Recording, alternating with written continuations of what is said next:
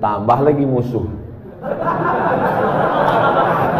Mengamuk pula besok LGBT. Bantailah situ.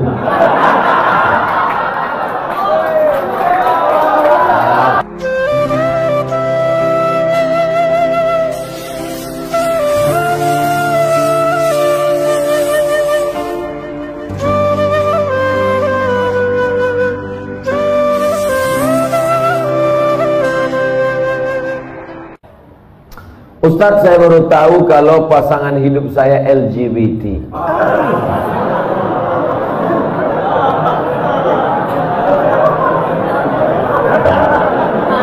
Apa yang harus saya lakukan, Ustadz? Mempertahankan atau meninggalkannya?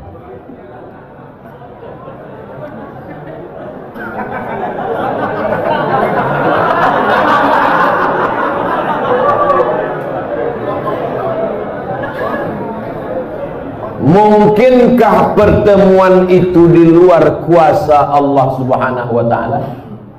Tak mungkin. Maka harus dibaca, ada hikmah di balik ini. Hikmah pertama, sebenarnya Allah memilih engkau karena Allah sedang menguji engkau merubah si LGBT ini. Oleh sebab itu, kau ajak dia, bang, ini laki-laki LGBT ini kan, bang, kau berubah bang, berubah. Bisa kau tengok yang laki-laki, kau tengok aja aku. Ajak dia pengajian, bimbing dia ruqyah, bawa dia ke Ustadz Musdar Bustamam LC di ruqyah. Mana tahu dia diganggu jin bencong. Ada. Jangan bapak ibu sangka orang LGBT itu murni karena diri dia diganggu jin. Ada beberapa bencong waktu dibacakan ayat-ayat ruqyah keluar balik jantannya. Oh, apa? Padahal sebelum itu apa? Sehat dia. Segala usaha, pergi ke terapis, pergi ke psikolog, pergi ke ustadz, pergi ke ruqyah. Kalau kau tengok ada perubahan, lanjutkan. Tapi kalau kau tengok nampaknya dia tak berubah, maka kau gugat ke pengadilan, kau cari suami yang bersih dari penyakit LGBT. Tapi lakukan dulu langkah-langkah ini. Tapi kalau dia tak berubah juga, memang tak ada niat dia untuk berubah, memang dia mau bertahan di situ. Kau perempuan lemah, tak sanggup, la yukallifullahu nafsan illa usaha, maka kau gugat dia ke pengadilan. Saya gugat dia karena dia LGBT. Tengok sama Pak Hakim, kenapa kau gugat dia? Dia LGBT. Betul kau LGBT? Iya, kata dia. Mudah-mudahan Allah menyelamatkan anak cucu cicit kita dari LGBT. Penyakit LGBT ditulis dalam Al-Quran. Innakum la ta'tuna ar-rijala syahwatan min dunin nisa. Kalian mendatangi laki-laki bersahwat tak mau pada perempuan. Hukumannya ditulis dalam Quran. Ja'alna 'aliyaha safilaha. Kami jadikan yang bawah naik ke atas, yang atas bawah turun ke bawah. Amtarna 'alaihim bihijaratin min sijilin mamdud. Kami hujani mereka dengan batu dari api neraka. Tak ada azab-azab yang hebat itu sampai ditulis dalam Quran, menunjukkan begitu hebatnya dosa LGBT. Di dunia kena penyakit HIV AIDS. Ada pengakuan seorang dokter ketika diperiksa, macam-macam penyakit yang tak terlintas di pikiran. Orang kena LGBT ini berbisul otaknya. Orang bisul di lutut jadi otak. Oleh sebab itu LGBT, tobatlah kalian, tobat. Bertambah lagi musuh. Mengamuk pula besok LGBT. Bantailah situ.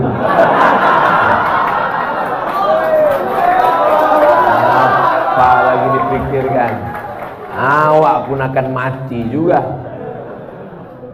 Diam pun mati, bercakap pun mati. Bagus mati bercakap daripada mati diam. Pak Ustadz, bagaimana hukumnya apabila seseorang terlambat atau tinggal dalam sholat id? La ilaha illallah. Sholat id pun terlambat. Parah kawannya.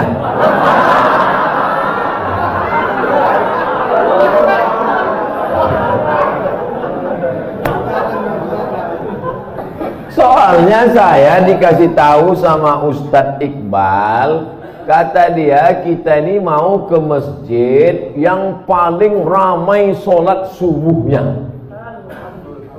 Betul. Kenapa ada yang terlambat sholat id? Jadi kalau sampai ke tanah lapang, imamnya sudah takbir yang kelima. Allahu Akbar, Allahu Akbar, Allahu Akbar, Allahu Akbar. Apakah makmum yang masbuk tadi mesti mengulang takbirnya tadi? Tidak, karena takbir itu hukumnya sunnah. Dia ikut aja berapa yang dapat. Bagaimana kalau dia datang imamnya sudah tasyahud akhir?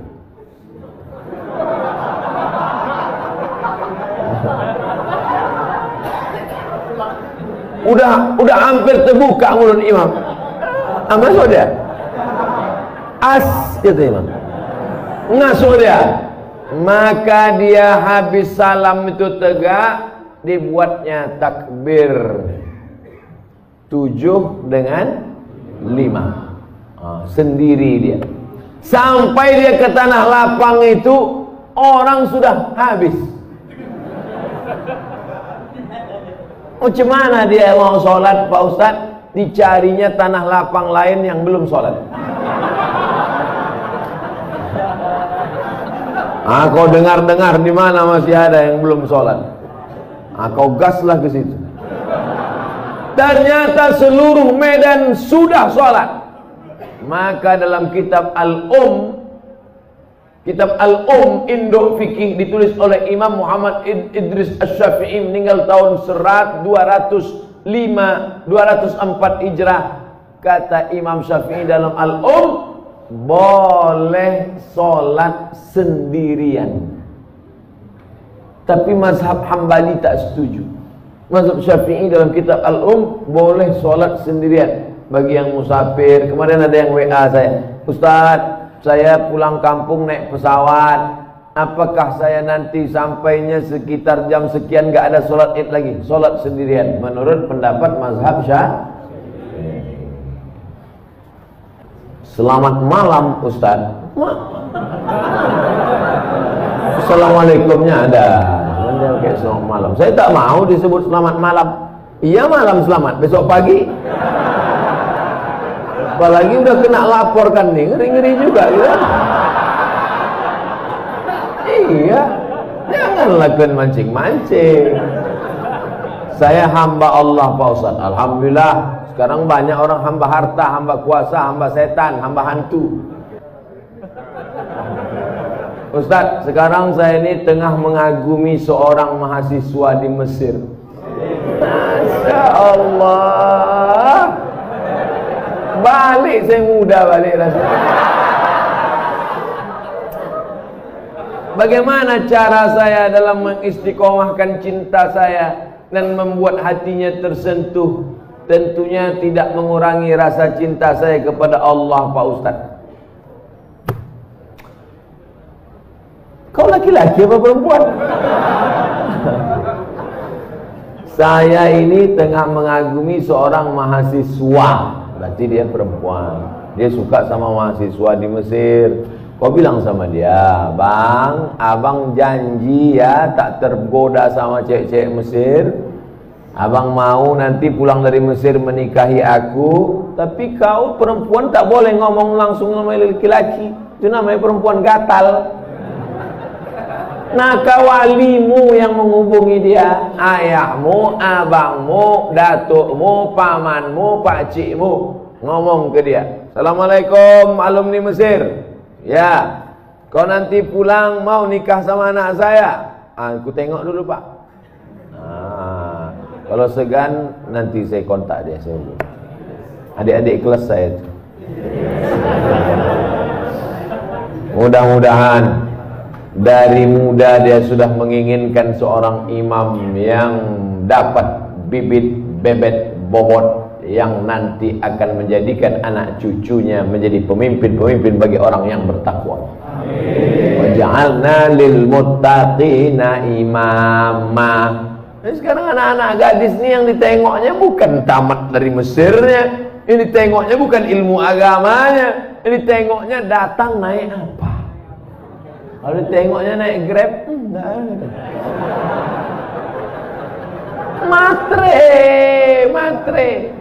Matre. Nauzubillah.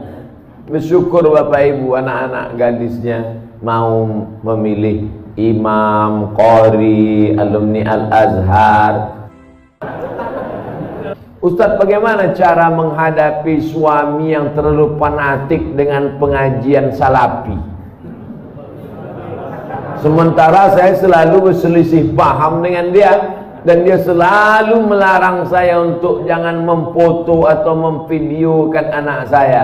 Mohon pencerahannya Pak Ustaz. Perbedaan dengan salafi ini ada beberapa poin. Saya banyak kawan saya salafi. Ustadz Maher Tuailibi salafi, Ustadz Omar Mita salafi, Ustadz siapa yang di Malang? Abdullah Hadrami salafi. Cuma salafi ini ada yang garis lunak, ada yang garis keras. Kalau yang lunak baik, tetap hubungan baik. Cuma kalau yang keras, pertama ditengoknya jenggot, kedua kaki celana. Asal tengoknya tak berjenggot, tak kaki celana, neraka jahanam. Saya berapa kali dimasukkan orang itu ke neraka.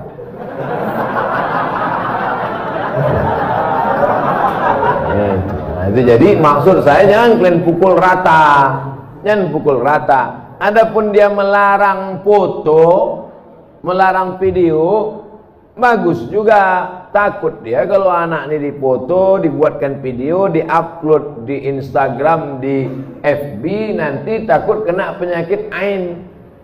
Hati-hati Pak. Jangan cuma foto anak, foto bini pun bisa kena juga. Dilarikan orang bini bapak nanti. Itu hati-hati. Jadi kalau sekedar melarang foto sama video tak apa-apa. Tapi kalau sampai pada perbedaan mazhab, ini tentang masalah salafi. Saya pernah pulang dari Jakarta, pulang khuruj 40 hari. Ini mau nanya apa mau ngasih tahu? Khuruj 40 hari.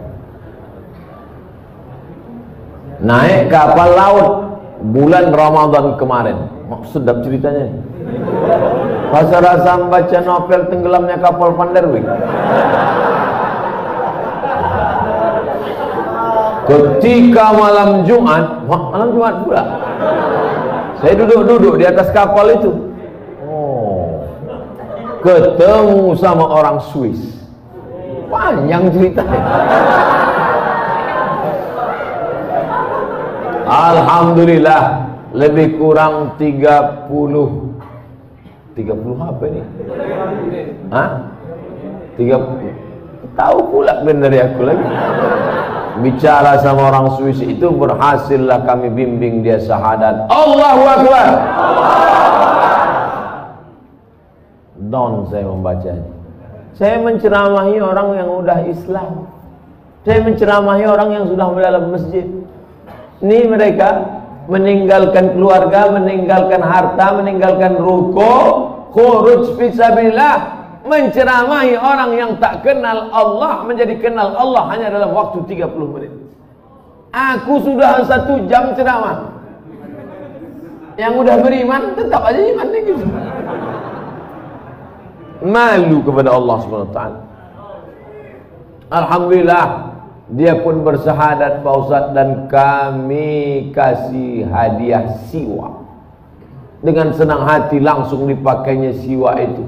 Tapi ketika turun, saya kehilangan orangnya. Bagaimana tanggung jawab saya kepada Allah telah mensyahadatkan dia? Maka tadi saya disuruh membimbing syahadat perempuan. Lalu saya pesankan kepada pengurus masjid, catat nomor HP-nya, daftarkan dia ke Mu'alaf Center. Mu'alaf Center artinya pusat mu'alaf, bukan mu'alaf yang bawa senter. Persatuan mu'alaf. Nanti kalau ada yang masuk Islam, tolong dibuatkan, daftarkan di Mu'alaf Center. Perhatikan dia sudah ngaji atau belum, sholatnya bagaimana, puasanya bagaimana. Jangan setelah sadar, tapi ini kau sudah berikan dia hidayah, saudaraku. Ayyadiyallahu bika rajulan wahidan, satu orang dapat hidayah kanamu khairum min umurin na'am, lebih baik daripada kau memiliki seekor unta yang merah. Adapun kelanjutannya mudah-mudahan sekarang kan mereka orang-orang barat ini canggih, dia tahu internet, duit dia banyak. Mudah-mudahan dia kembali ke Swiss dan dia menggabungkan diri dengan saudara muslimnya di Eropa. Ini yang udah lalu tak bisa kita ulang. Cuman yang akan datang kalau mensyahadatkan, jangan lupa catat nomor HP-nya, alamatnya, supaya bisa kita kirim kabar, kita kasih video ceramah saya ini pula. Adik-adik yang di Fakultas Bahasa Inggris di USU Universitas Sumatera Utara, kalian terjemahkan bahasa ceramah saya ini ke bahasa Inggris supaya masuk Islam pula orang-orang Swiss sana nanti insyaallah. Jangan dia ini aja dapat surga, saya mau juga.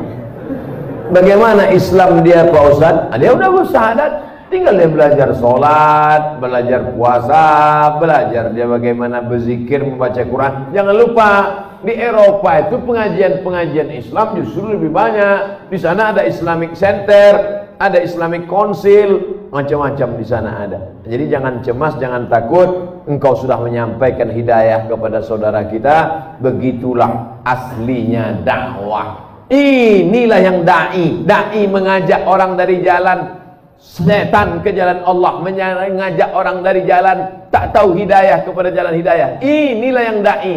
Bukan Ustaz Abdul Somad da'i. Ustaz Abdul Somad hanya mau izoh hasanah, menceramahi orang yang sudah dalam masjid, orang yang sudah baik, orang yang sudah dapat hidayah. Nah, Ustaz saya mau tanya, mana yang diutamakan, suami apa istri? Hah? Mana yang diutamakan, suami antara istri atau saudaranya? Soalnya suami saya selalu ini ada kewajiban, hai laki-laki, kalian punya 5 kewajiban pada perempuan. Pertama, kasih dia makan. Pagi lontong sayur, siang capcay, malam tahu saya kita bahas. Pertama, kasih dia makan. Yang kedua, kasih dia pakaian. Karena sekarang banyak laki-laki yang tak mengasih bininya pakaian. Kalian tengoklah di mall-mall, kain belum berjahit dipakai, celana kuyak dipakai. Yang ketiga, kasih dia tempat tinggal yang layak. Yang keempat, kasih dia pendidikan. Aslinya kalian laki-laki yang mendidik istri kalian. Dek, ini namanya idgham, ini namanya qalqalah, ini namanya ikhfa, ini namanya. Aslinya laki-laki yang mendidik istrinya. Tapi karena tak sanggup, maka diajarkan kepada guru mengaji. Makan, pakaian, tempat tinggal, pendidikan, perhatian. Banyak perempuan sekarang pakai tumit sepatu 15 cm. Itu perempuan yang perlu perhatian, tak diperhatikan dia. Itulah ingin diperhatikan orang. Dipakainya tumit sepatu 15 cm. Dia yang makai, kita yang takut. Nengok dia, jatuh.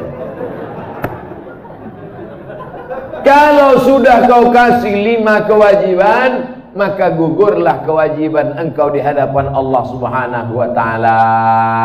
Itu standarnya. Lebih dari yang 5 itu berarti engkau sudah adil. Gimana laki-laki? Siap memberikan yang 5 tadi?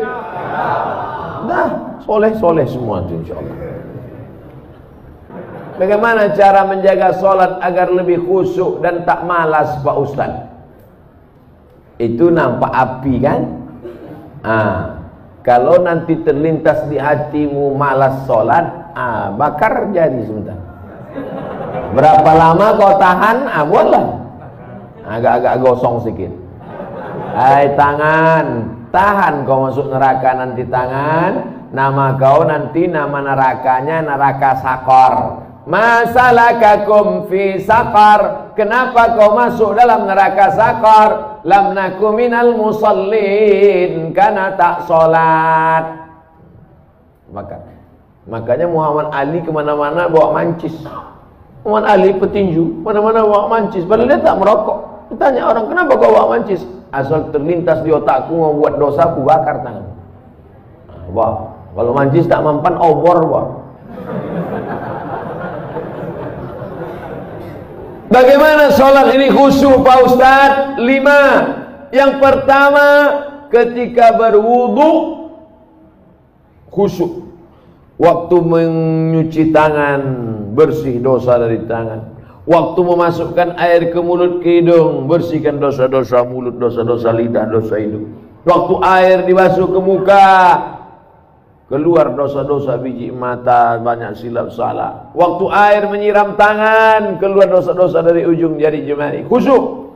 Waktu air mengusap kepala, keluar dosa isi kepala yang kotor sampai ke lubang telinga. Waktu air menyiram kaki, keluar dosa-dosa kaki yang dilangkahkan ke tempat maksiat dan dosa. Makanya ketika berwuduk itu jangan bercakap. Ini banyak orang di sambil wuduk bercakap. Ah, itu udah aku bilang sama kau kemarin, panjat pinang itu jangan besar-besar kali pinangnya. Modal kita pun tak ada, tapi kau itulah. Pak RT kan udah ngasih, Pak RW kenapa enggak juga? Entahlah, kentutlah sama dia.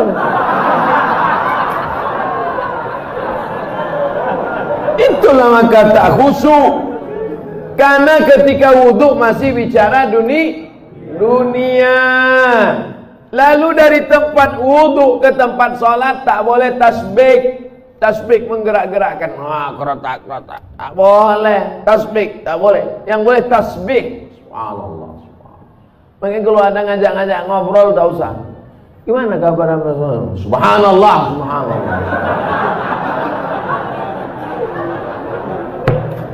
Tiga, ada terdengar azan jawab. Hayya 'alas shalah. La haula wala quwwata. Jangan bicara waktu azan. Siapa yang bicara ketika azan dikumandangkan, matinya mati su'ul khatimah. Begitu kata Syekh Imam Nawawi, Syekh Jalaluddin Abdurrahman As-Suyuti. Hati-hati. Lalu kemudian yang keempat, membaca bukan mutalaah. Mutalaah mulut tak bergerak. Waktu sholat itu membaca. Allahu Akbar kabir, walhamdulillah katsir. Baca. Ini banyak orang sholat mulutnya diam.